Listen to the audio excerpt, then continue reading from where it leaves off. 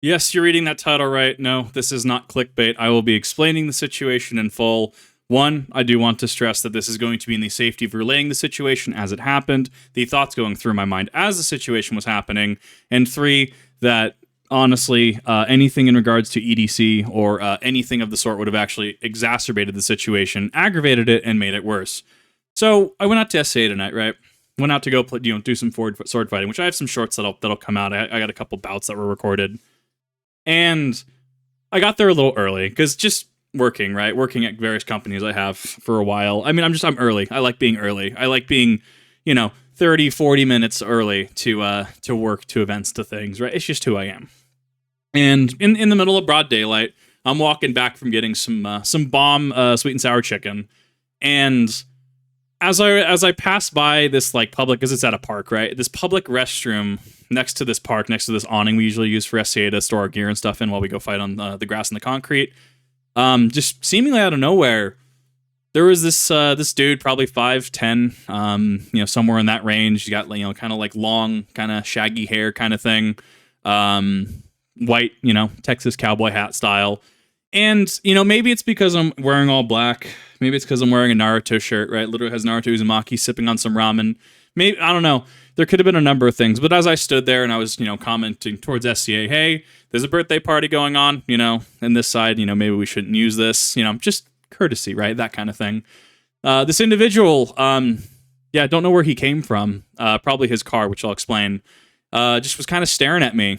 And, he leaned down to kind of tie his shoes, right? And I'm like, okay, whatever, he's tying shoes. He started talking to himself. It was inaudible, right? I couldn't quite hear what he was saying. And I'm like, okay, whatever, just going to dismiss it. He has probably some Bluetooth headset in, whatever, right? But I was trying to walk to my car, right? And so I'm walking by him. I'm not acknowledging him because, it's rude, right? I don't want to interrupt somebody else.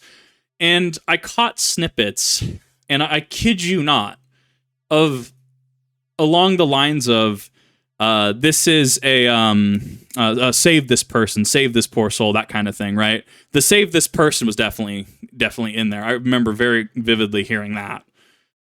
So there was some definite mental health, religious zealotry going on there, but obviously I just choose to ignore it, right? So I get to my car and I sit on the back, sit on the trunk, and I'm just kind of going through my phone, right? I've ignored this individual. He's still muttering to himself. He goes over to his car, which was one or two cars to my right. He goes in his car. I'm like, cool, whatever. He's just done. Whatever. So he backs up, though, and he parks perpendicular to my car. So you know what perpendicular is? Put your hand up.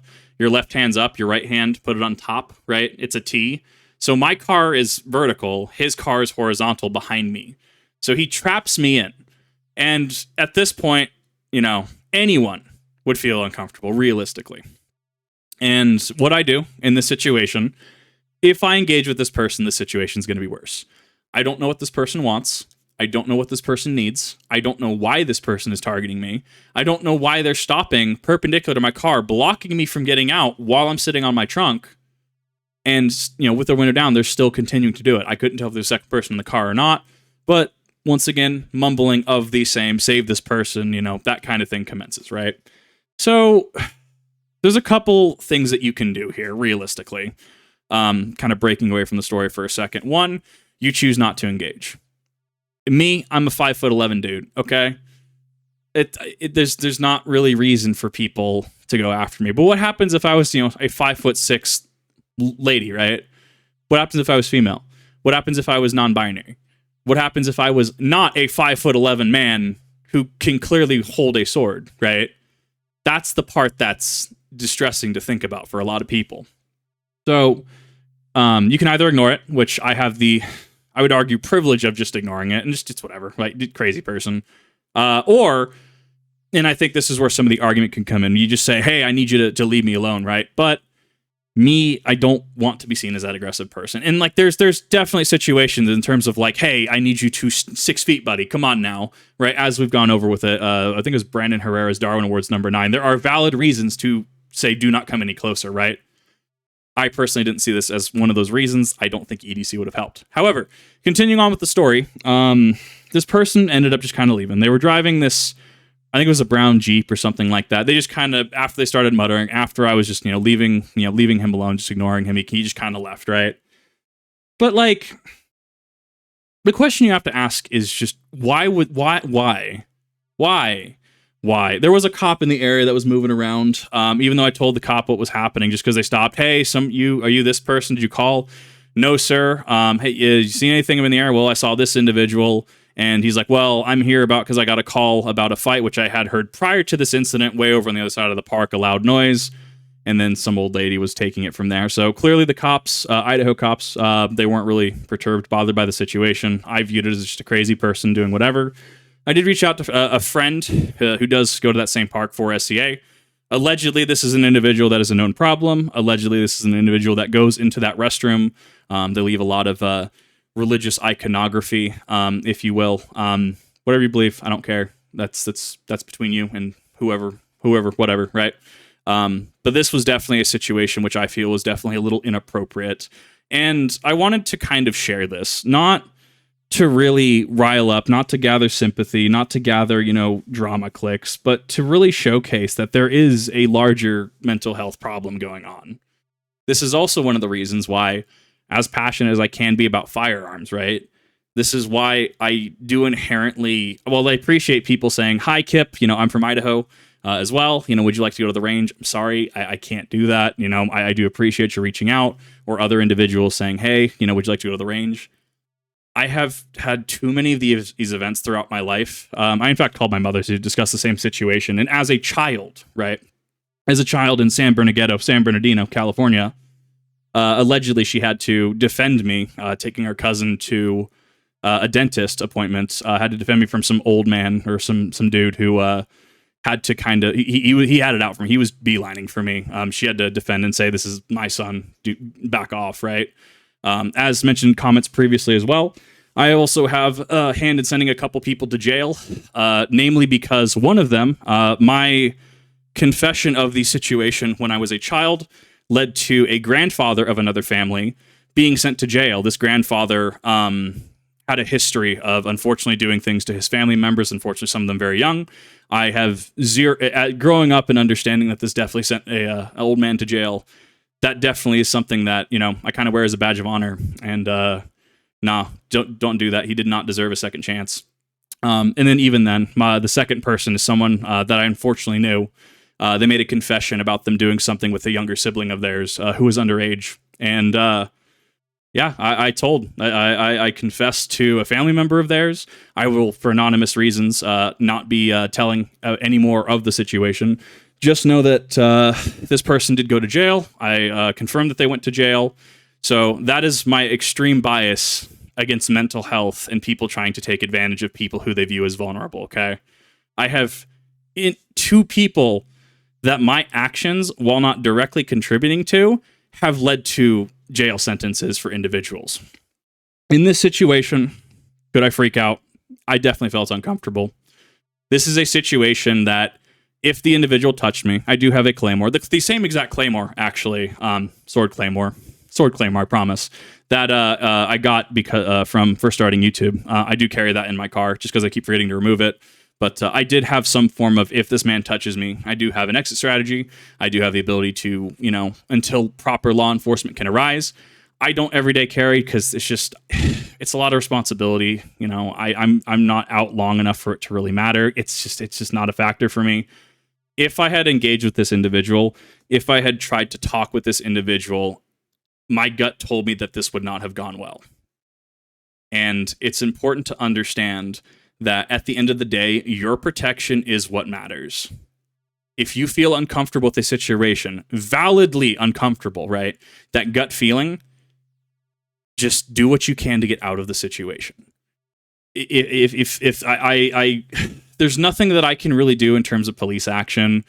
As far as I'm aware, no crime was committed. You can't really do anything in regards to a person being weird. They're being awkward. They're being odd, if you will. Yeah, probably not a super good Giga Chad good boy move to block somebody from getting out, right? But no crime has been committed. I have a vague description at best. I don't have a license plate, car, make, model. I have a vague color. There's nothing to report here. And allegedly, this person already has a habit of doing stuff in regards to just leaving iconography, leaving propaganda and stuff in the restroom. So this is apparently a known issue. And it goes to show that you shouldn't live your life in fear, right? this is one of the first times in about 2 weeks since I've been hiding from the virus that I was able to go outside. I can either take this as I'm never going outside again, or I just acknowledge that sometimes people are just completely just unhinged. They're completely just lost. That you can do everything correct and something could still go wrong. And so this was a little personal to me because I had a bad faith argument recently in regards to a post I had made about mental health in regards to certain things. And somebody called me, it's called me a number of things. But, effectively, even me being a survivor of SA and assault both by women, you're just one of the men that, everyone has to worry about. I understand. Okay. I understand what it's like to be in situations that are not bueno, where you are genuinely uncomfortable. And in my opinion, if I was a woman, this situation tonight could have ended up much, much worse. I'm thankful that I am a 5'11", all black wearing nerd. Okay, I got that Nezarek belly going on. Okay, I'm thankful for me being a man because this didn't escalate. If you have not had the misfortune of having a family member experience something like this, and nobody should ever have to experience this, from a man, understand that when people are saying stuff like this, and it's valid, right? It's like this creep genuinely followed me or genuinely targeted you. This has real consequences. This has real impacts on people's mental health, even if they do everything correctly. Obviously, we need to be investigating any such claims, such as, I'm not claiming that this person's a crackhead, I'm not claiming that they're on something, I'm not claiming that they have dementia, ADHD, anything like that. What I can say from my experience, and I can say from the situation, is that I'm speculating that there is some form of mental health issue going on with this individual that led to this point. I've already kind of laughed it off because, I'm a dingus dragon on the internet, right? So to have somebody just, kind of get down and start praying, oh, please save this individual. This wasn't like joking. This was genuinely like, dude felt escalated. Dude felt like fearful by the tone of his voice from what I could hear. I think that instigating this, I think that engaging this individual in any shape or form or capacity is not the answer, was not the answer here. That being said, this could absolutely be the answer for anyone, for people in a situation in which that progressed. If I was touched, if a hand was laid on me, if I was engaged with, this would be a very different story. But thankfully, this individual just decided to F off and leave. So I want to use my experiences and this experience today to, one, justify my position on a lot of things, to, two, justify my frustration with a lot of things and a lot of people, and three, to raise awareness, okay? Understand, I'm a dude. I still had somebody target me. Reasonably. We can look at this from a reasonable standpoint and say, because I was, one, the nearest person to him, two, this person parked perpendicular to me, blocking me in my spot, I was the target of someone's deranged mental health episode. Or, at minimum, I was the target from somebody else. There was cognizance in that action. And what solidifies this, is the cognizance of this individual to park perpendicular to me. To sit there, so even if I got in my car, I could not back up. And if I had gotten in my car, if I had turned my back, who knows what this individual could have done. So, I hope that this was enlightening, hope this was informative or even educational for some people. This is not to start a pity party. This is not to start any sort of, we need to protect him. I had an experience. I wanted to share this experience as both education and a warning, because this literally can happen to anybody, okay?